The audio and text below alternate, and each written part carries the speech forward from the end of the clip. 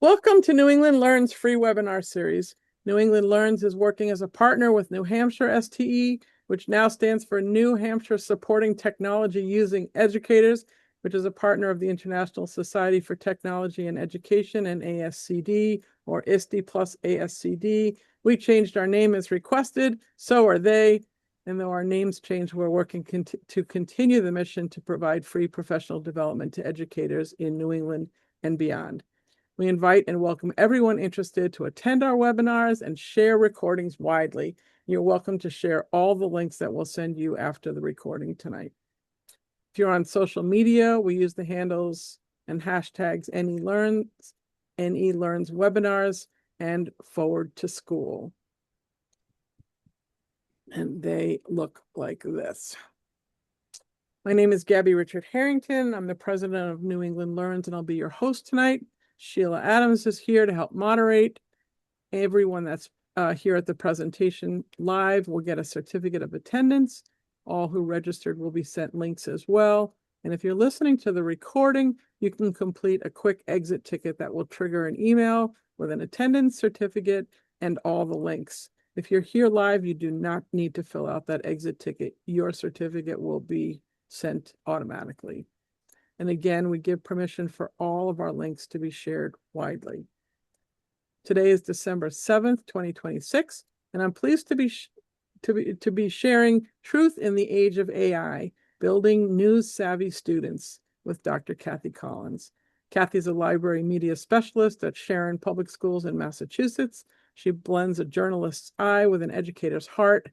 Once a reporter on education, business, and the arts, she now equips students to analyze, verify, and create in a world where technology intersects with human judgment in shaping what we read and create. For more than 20 years, Kathy's advanced STEM and STEAM, media literacy, and global education through hands-on, project-based learning. She's contributed her expertise to the News Literacy Project, consulted on a range of books and professional resources, and presented at national conferences, podcasts, and webinars. Her writing appears in publications including Library Media Connection, Knowledge Quest, ALA's Intellectual Freedom blog, and her Substack newsletter, Smarter News Literacy in an AI World. National Board Certified Teacher and ISTE Certified Educator, Kathy's dedicated to preparing the next generation with curiosity, creativity, and a critical lens needed to thrive in an AI-infused world. We're excited to share that you have a new book coming out January 13th called Teaching News Literacy in the Age of AI, and we'll be giving away a copy tonight to somebody who's here live at the end of the presentation. Kathy, we're so happy to have you back. We've just been chatting a bit before the presentation starts. So we want to welcome you back, and why don't you take away Sure. the It's great to presentation? be here, Gabby, and I feel like it's a reunion. We had collaborated a way long time ago. Very long time ago. So it's good to see an old friend. And just to share about my new book, the timing is perfect because it is scheduled to be published the 16th. And here we are, January 7th. And it has been a 2-year project in the making. So, and I'm a first-time author. So it's like giving birth. I don't have children, but this book is my baby. All right. Yeah. So, my topic is truth in the age of AI. And as I think we all know, um, chasing the truth these days, it's kind of a full-time job. And I think as educators, tackling this topic of how to teach news literacy, so much has changed. So, as far as AI, throwing yet another some big thing into the mix, we have to teach our students not only the same things we've typically taught them about how to evaluate information, how to check and double check, but also like, is this real or is this fake? How do we figure that out? So I feel like it's definitely detective work. And the timing of the book I think it's very timely also given this is not a partisan, this is a not a political subject, the way I see it. And yeah, because of everything going on in our world right now, and in particular in the US, I think there's a really huge need for us as educators to really teach students what I call healthy skepticism, versus cynicism, how to question what they're reading and viewing rather than blindly accepting it. And today, what's going on in the news is a perfect example. Yeah, so yes, between the things going on with CBS, between breaking news events that are being distorted, yeah, almost by the minute. What do we do? How do we start on this topic? And so I thought it would be fun. I don't like to do all the talking on these sorts of events, but if you're here with us and are on the Zoom, I would be really curious to hear where you guys think your students are getting the news. I'd love to see just some answers in the chat there. I'm curious. I know I'm at the middle school level, and I always ask my students if they're on social media, and surprisingly, most of them are not. So I think that has to do with parents, but I know as they get older, social media becomes more and more the preliminary source of information, whether it's based on standards-based journalism or something else, which could be just gossip. Yeah, absolutely.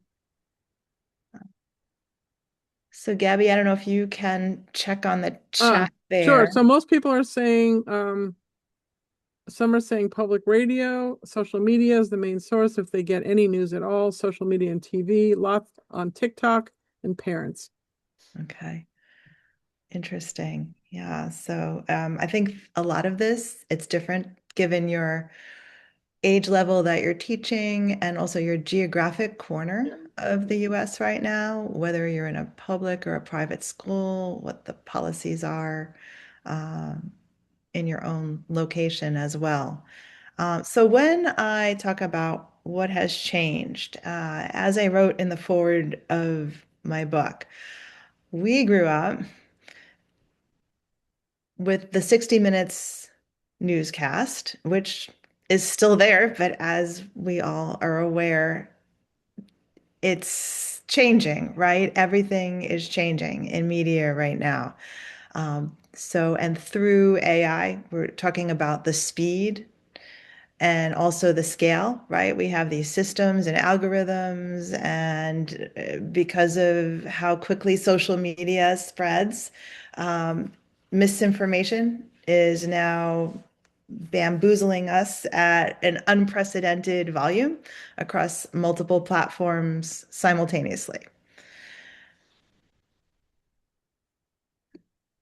And then again, because of the strength of the technology and it is getting better and better every day, reality is that much easier to distort, And I think anyone who's been teaching technology for many, many years understands that it's just a tool. But because of these factors, because of the speed with which disinformation and misinformation are traveling, we have a problem in that there are what we call bad actors out there who are trying to manipulate us. So again, I don't want my students to be cynical, but I want them to have that healthy ability to step back and pause and question what they're looking at and what they're viewing.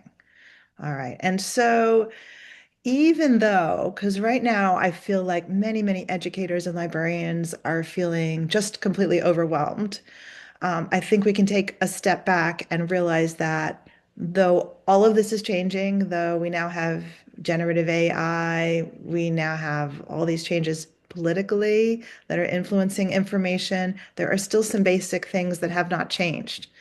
We still, as educators and librarians and educational leaders, are really trying to teach the same things, which are critical thinking skills, right? So, teaching students to look for the source, to read beyond one source of information, to find the evidence for whatever it is they're looking at. What is the writer of this piece? What's their background? What's their credibility? And why was this created? So teaching students about the different types of information, the different categories of information. And I think the News Literacy Project had, I forget the exact date, but just recently put out a really wonderful survey which pointed to the percentage of teens that are confusing advertising and branded content with actual news. So, we really have this very strong need as educators to just teach those basics. And that has not changed, you know. So who created this and why? What's the evidence, right? These are core questions that haven't really changed when we talk about media literacy and news literacy. Uh, and how is this designed to make me feel or act? So getting students to form those habits of mind where they're questioning and what I call doing lateral reading, looking beyond the source of whatever they're looking at to see how it's being covered by other outlets and in other formats. I think that's really critically important, and that has not changed as far as what we teach. And of Excuse me, course, yeah, Kathy. Did you yes. want to share your screen? Oh, I thought I was. I apologize, but I will share all these slides. There we go. So there are some AI specific challenges, definitely teaching students about hallucinations and deepfake videos. And again, as I mentioned, the technology is improving so that even I think a year ago, I was teaching that you can look for the six-fingered person, right? Or you can look for the blurry background. But even within the last 12 months, that has changed so incredibly, right? So the technology is improving almost on a daily basis. And so it's not enough to teach those technical things that, the blurry background, because all of that is changing and it's getting harder and harder for us to figure out what's real and what's not. But again, yeah, and then chatbots. So I use something called Stretch AI, and that's through ISTE. There's a pilot right now, but a lot of these chatbots do not cite their sources, right? So again, this is the basics that we've always taught as librarians and teachers, teaching students to cite their sources and as well when they're looking at information. Well, it's a red flag if you're seeing that there are no sources. So a lot of this is common sense that has not changed. And it's, again, teaching students these foundational critical thinking skills. All right. So lateral reading, and all of these slides will be shared. So having them open a bunch of tabs. So go beyond that first source. Take a look at what others are saying. Take a look at Wikipedia, take a look at other professionals and see what they have to say and verify claims.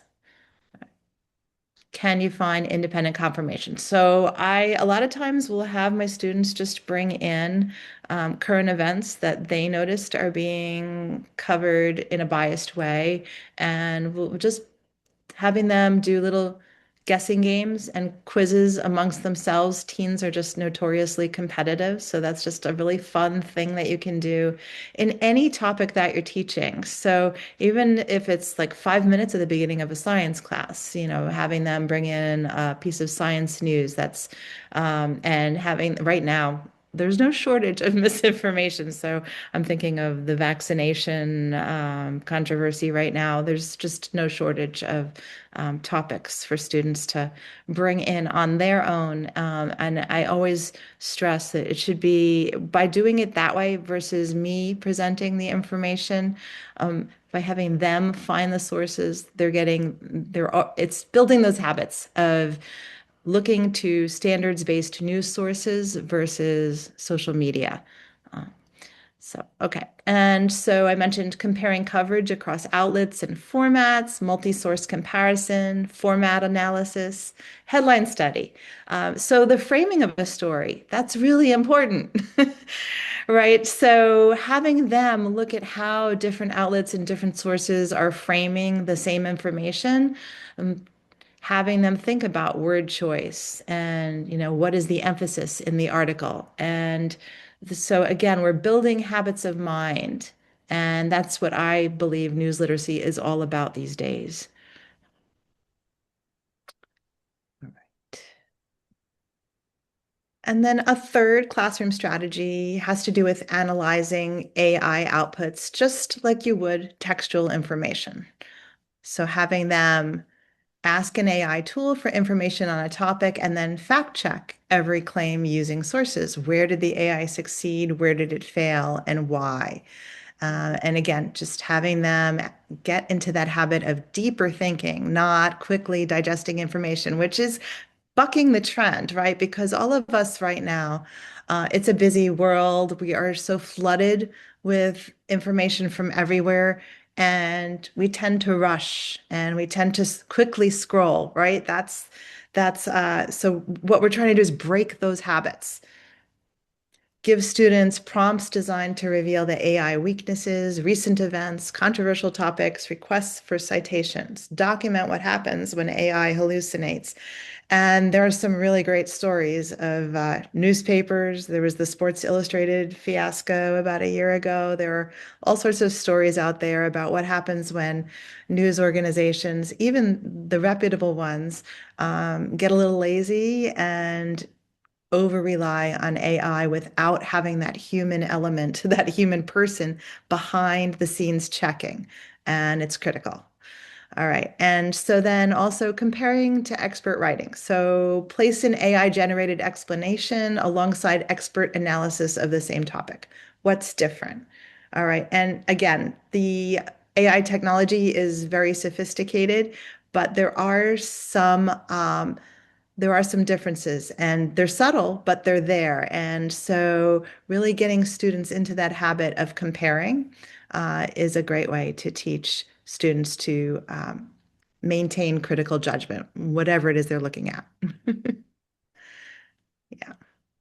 And I mentioned this news literacy project survey, and so many students are just really confused about what news even is. So, what I point my students to, and what I encourage others that are very interested in teaching this topic of news literacy to do, is really, really think about the 7 standards of journalism and have students look at those standards and realize that that's the bar that they should be looking for those sources of information that are that care about those standards of journalism. Kathy, can I ask a Yeah, question? One of the absolutely. things that I'm covering quite a bit with my students is the difference when we were kids, that there was a morning news and a midday news and an evening news, or a morning paper and a nighttime paper.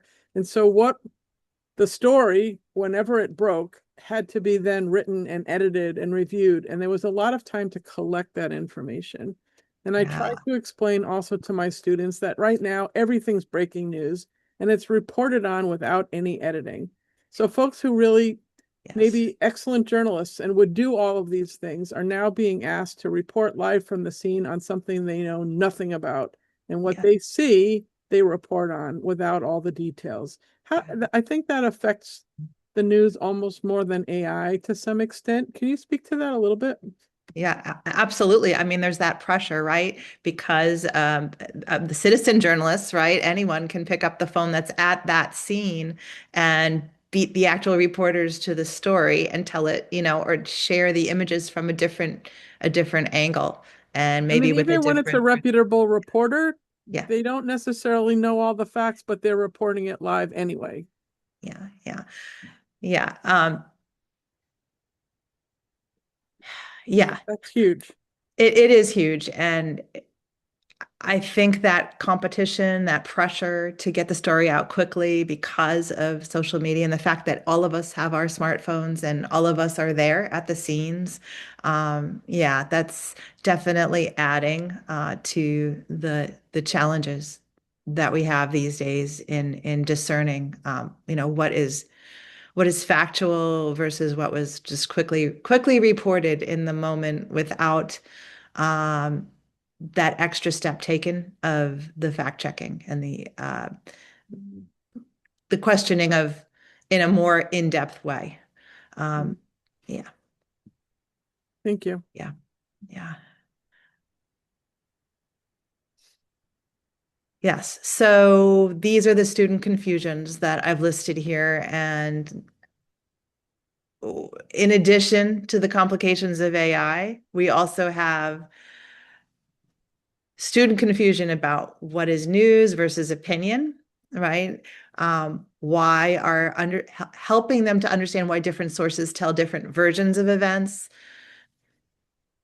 evaluating the social media influencers who discuss news, right? So that connects with what Gabby what you were just sharing about the fact that if an influencer is at the scene, breaking the news before the actual reporter from the standards-based news organization breaks that news, then, how is that skewing the story? That's really important for students to understand.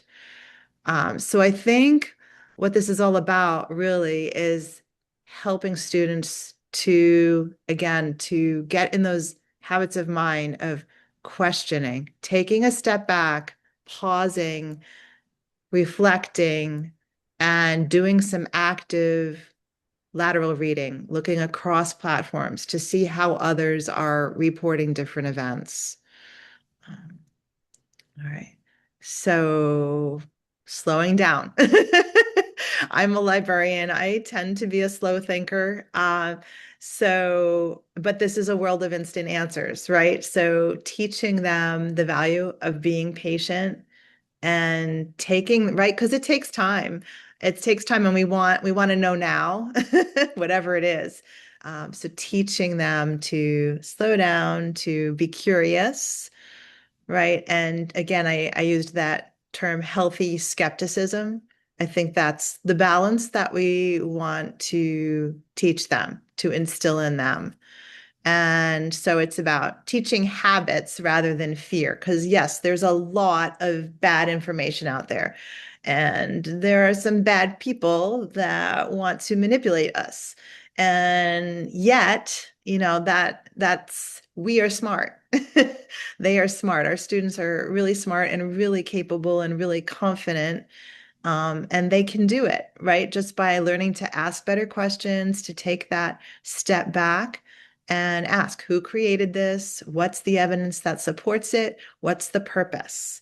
And showing them how it's going to differ across all those media formats and whether it's human generated or AI produced. Again, AI just being the tool, and hopefully overseen by humans.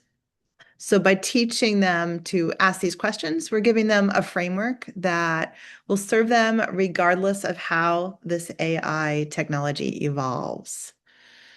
And so, again, I tell students none of this is a fast one-time lesson. It's basically habits of mind and practice. And it's like, I feel like it's like any other skill, just taking that time, building in that habit to pause, reflect, question, take a step back, that we are basically empowering them to understand what they're looking at, to form their own opinions based on facts, and hopefully change this world for the better. I am an idealist. I think all of us who are in the field of teaching are idealists at heart. And even though all of this crazy stuff is happening, all of this changes with technology, changes in our world, changes right now on the home front. our students are completely capable of learning how to decipher what is real and what's not, and finding the truth in the sea of misinformation. Didn't mean I kind of rambled on there. So please feel free to ask more questions, and people in the chat as well. I really wanted Yeah, this it's to a be small group, so feel free to turn on your mic conversation. and ask a question if you Yes. have one. Yeah. Anybody? I mean, for me, the immediacy is a big piece because we so believe the first thing we hear. And the first thing we hear is rarely the truth. So if we're trying to pay attention to the news and we don't wait for the story to come out, tomorrow in a newspaper or even a website, and we listen right away, we're most likely going to hear the wrong thing, and it makes it very hard for all of us to wait until that all the information comes together, depending on where you're hearing the information from, to make an informed decision and be willing to be open-minded that maybe what you heard first wasn't true. So I'm doing research projects right now with all my classes, and this is always a fun time for me to see what they talk about and what they pick and how they do it. So this is a great topic. I just wanted to thank you. I wanted to mention a few. I stopped sharing because I wanted you all to see my faces. I wanted to mention a few, my face. And I guess I'm saying faces because there's this little girl too. I just wanted to mention a few resources that, I mentioned the overwhelm, and my goal in writing the book and also in doing this work is to help teachers with the overwhelm that they're feeling right now around this topic of news literacy. So I wanted to mention, I did start, it's a free newsletter. It's called Smarter News Literacy in an AI World, and it's available on Substack, and I would love to see more people subscribing to it. I try to make this every issue, and there's no shortage of material right now. Every issue has something classroom ready, a classroom ready resource, a quick thing you can do with your kids that doesn't take a lot of time. And I also hit on a lot of these topics that are like the 60 Minutes, the whole thing with them. So the whole thing with the prison episode. And so what part of the problem right now or the change is that all of these editorial decisions used to be more private, right? But now, because of what's going on, a lot of this is becoming very public. And that's not all bad as far as teaching students, right? Like, wow, this is going on right now. Like, there's a lot of controversy or happening at CBS. Let's explore that, right? So what used to be behind the newsroom doors is now very, very in the public eye. Which is very interesting. So there's a lot of rich discussion and no shortage of content material. Again, whatever it is, your topic is that your main topic that you teach. Yeah. Yeah, I just put the link in the chat to the Substack, Smarter News Literacy in an AI World. That looks really awesome.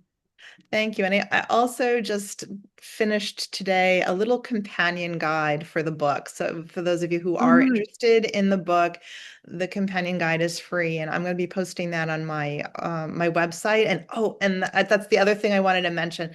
There's just a ton of free resources on my website, which is drkathycollins.com. It's things I couldn't fit in the book that are really good. There was just only so many pages that I had to work with.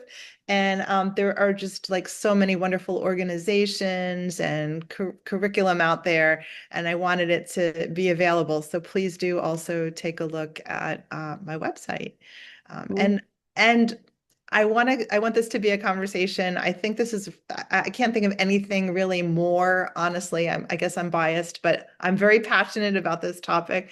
Can't think of anything more important to be discussing with other teachers. So again, I just want to really welcome everyone to continue the conversation. You know, there's find your way to my LinkedIn and say hello. And any questions that you have, any burning questions or wonderings, I welcome those through email, uh, however it is that you choose to connect with me. Again, I invite you to turn on your mic. I don't want to put anybody on the spot, but if you have a question or you want to share what you're working on in the news literacy topic area with students, that would be awesome to hear what everyone's working on. Yeah, I can chime in real quick. So I really liked the one point that you had that said teach habits, not fear. Because so I'm a librarian and a writer. And one of the things I'm noticing is this sort of feeling of just you can't trust anything anymore on the internet, which I think is really dangerous because there are reputable sources. And more people are just starting to have disbelief about everything, including things that are credible. And so that's one of the challenges that I'm seeing is how to affirm what is legitimate information and legitimate news versus something that isn't. And Yeah. that's getting harder and harder, right? I would never have hesitated to send a student to the White House website. If you went there yesterday, you might have been horrified, right? If you go to the CDC website in the past, it would have been a reputable site that I would have sent people to. It's hard not to say this is not political. News shouldn't be political. That's the problem. So if Yes. I were to have a student doing a report now on something that was an important scientific discovery, I might not say that the CDC was the best place for them to go. So this is changing rapidly, and it's impossible to talk about it without why do you say that? Why is the whitehouse.gov not really trusted anymore, or the Smithsonian or a museum site? Depends Yeah. on who's running it and what they're doing. That purpose piece is still the important piece. What's the Yes. purpose in changing the content on the government site? I'm so glad you brought that up, both of you, because yes, so as a librarian, once upon a time, we would teach students if it has .org, right? It's probably a reputable site. So all those rules have changed as far as what we're looking at. But again, I think if we can teach our students to look at what are the standards of reputable news organizations. And there are lots of codes of ethics out there that the really good, the really reputable news organizations still adhere to. And that's the starting point, I think, right? To show, have Habits. students look at those codes, right? And compare them. Compare then a story from an organization that's using those codes or a website that is adhering to a code of ethics versus one that's not. That's great. Thank you. Yeah. And to teach all of this and stay completely away from politics is also a challenge. Yes, it is. Last year with my high school students, it was right around the time when there was so much news about you could buy a house in Italy for $1. And that was really fun to research. So I had them do all kinds of lateral reading on that and to say, tell me whether they thought it was true. Was it misinformation, disinformation, potentially one way or the other? And they had a great time and they all came up with very interesting answers, but it was something that it was one of the only things I could find that really had no politics involved whatsoever. And they came up with really good answers. Yeah, you can buy it for $1, but it could cost you hundreds of thousands to get the permits and build and fix it up. But yes, you can buy a house for $1 in Italy. You could probably buy a house for $1 here too. But Yes. it was fun because I took all those other elements away. But it's not always fun. Yeah, and Gabby, that's another great point that you're raising that, that's the fear too for teachers is, oh gosh, I don't even want to go there, right? Because I don't even want to go and get into news literacy right now because it's such scary times and I can see the potential for things. But it's more important than ever because Yeah. of that. Yes, absolutely. It's so worth it. And I think again, that's where you establish those norms in your classroom too, right? For having that allow those safe spaces for those difficult conversations.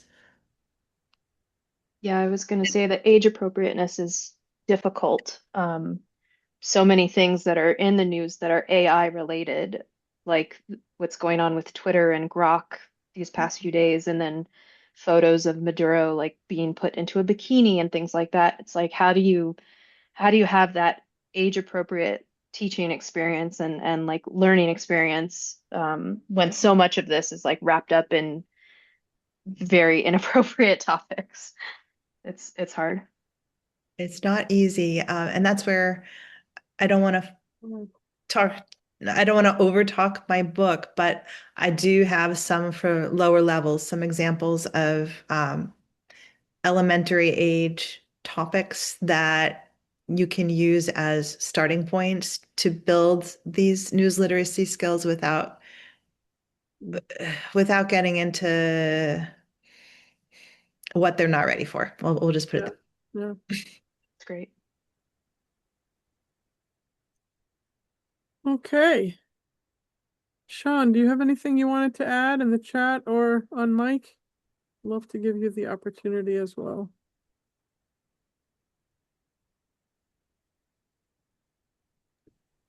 I think he's on a device that he can't. Uh, He can just type. They're saying to clarify, click restraint is focused on teaching students to look through multiple results when doing an online search, not assuming that the top result is the best and or most reputable source, which I guess is how affected by the auto-generated AI responses at the top result. Put a Yeah. question in earlier in the chat, not sure if you can see it. The earlier question is, I teach students about lateral reading and click restraint as two main tools when assessing a source and its information. Are there Yes. any other simple evergreen tools you think would be good to add to those two practices? Not clicking on the first thing and not believing the AI right away. Lateral reading and click restraint. Are there other tools besides lateral reading and click restraint? Those are the two that I would start with, but also really looking at the credibility of whatever the source is that you've landed on. So, and this is nothing new, but who's the author? Is it, your Uncle Charlie or who knows nothing about this topic? Or is this someone with a PhD in physics and the articles about physics? So that's the third I would add, always looking at the source of the author and the source of whatever if the author is with an organization, what is the reputation of that organization? What's the reputation and the motivation, right? So I guess maybe that's the third question. I mentioned some classroom strategies in the slides, but the third one has to do with having students question the motivation for everything that they're looking at. It's like the third. So lateral reading, click restraint, and taking a step back and recognizing the purpose of whatever this information is or motivation behind what's being shared, which that's detective work. It's not always apparent. Sometimes it is, but not always. And I think because of the politicization and all of the other pieces, having kids talk to their family about some of these topics, I think is also important. Whether I agree with their parents or not, I think it's important that kids talk to their parents about these things. I never like to make parents wrong, ever, ever, ever. But I think that that's a piece that now has to get factored in. And I don't always like that, but I think it has to get factored in. Absolutely. I would, yeah, even I would consider the parents to be a source of information, a source of newsworthy information. I would put that right up there in the list, especially when we're talking about elementary age students, younger students. Yeah, great I mean, I'm point. doing one of my projects is on the Sustainable Development Goals from the UN, and I had a parent, because now in Massachusetts, parents are allowed to question the curriculum. I had a parent say that the UN is what our vice president said it is, and that nothing that her kid can do can be from the UN documents. And so we gave her an alternative assignment. I mean, like, that's not something I would have ever thought I couldn't teach about. You know, she Interesting. didn't have to choose climate change. She could have chosen ending poverty or ending hunger. But because of what the vice president said about the UN, that nothing was reliable and there was no good there, that she couldn't do any of them. And I mean, I felt badly, but we went with it. But these are things that are happening that I never would have imagined would happen in a classroom in Massachusetts. I think the parent input, we just have to deal with it in a way we didn't have to before. I don't know what else to say about that one. So I'm Wow. looking at the time and I want to abide by folks' Yeah. time. If you have other questions, or Kathy, you want to bring up other topics, we've got about 15 minutes left. I want to make sure to give this great book away. I can't wait till I get it. I've already pre-ordered it. Yay. Yeah. I'm so I love what other people are sharing, and I'd love to hear more questions from people in. So here's more from Audience. Sean. I find that students often rely on the source itself, the about us, to determine credibility. So yes, there's definitely some detective work in there. And I like the emphasis on motivation, especially since it can connect back to your point about students being able to distinguish between advertising and journalism. Now it just needs to we need a catchphrase to go with click restraint and lateral reading. Yeah. Yeah, I will put in one more plug for the News Literacy Project for those who have not used their resources, which are phenomenal. And they have a lesson which is appropriate for, I'd say, even sixth grade, elementary, older elementary, middle school, high school. It's called Info Zones. And again, that's the starting point that I use with my students is the Info Zones lesson, which teaches about the different categories of information, which is where, again, as posted in the survey, that's where a lot of students' confusion starts these days. So if you can at least have them understanding that there are different categories, different kinds of information, I think that's a great starting point in this discussion. Also, I want to mention they have classroom ready slides, which are wonderful, and little 5-minute do nows, which are great if you're not a ELA or a social studies or a librarian educator, but you want to squeeze this very important topic into whatever it is you're teaching. These little do nows are great, as students are coming into the classroom, these little 5-minute skills builders, I call them, and there's a couple different. One is called the SIFT newsletter, and all these wonderful things that are like classroom ready slides that are so simple to implement for busy teachers, which is most of us, all of us. And the SIFT is on the News Literacy site, right? Yes. Okay. Yes, you can Found sign that. up right Yep. there. Amazing resources, and they're all free. Excellent. I hadn't seen those before.